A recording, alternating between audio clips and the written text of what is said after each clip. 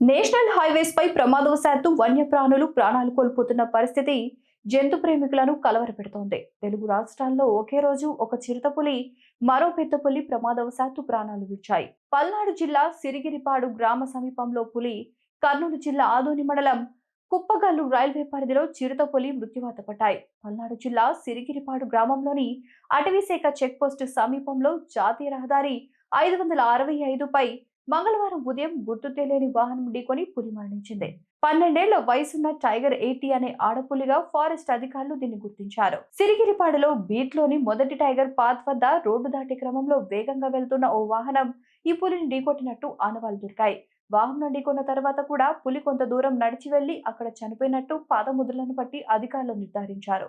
పొగమంచు కారణంగా రోడ్డు కనపడకపోవడమే ఈ ప్రమాదానికి కారణంగా భావిస్తున్నారు. కర్నూలు జిల్లా ఆదోని మండలం కుప్పగల్లు రైల్వే స్టేషన్ పరిధిలో ప్రమాదవశాత్తు రైలు ఢీకొని చిరుతపులి చనిపోయింది. రైల్వే అధికారులు సమాచారం ఇవ్వడంతో ఆదోని అటవీశాఖ అధికారిని తేజస్వి సిబ్బందితో కలిసి ఘటనా స్థలానికి చేరుకున్నారు.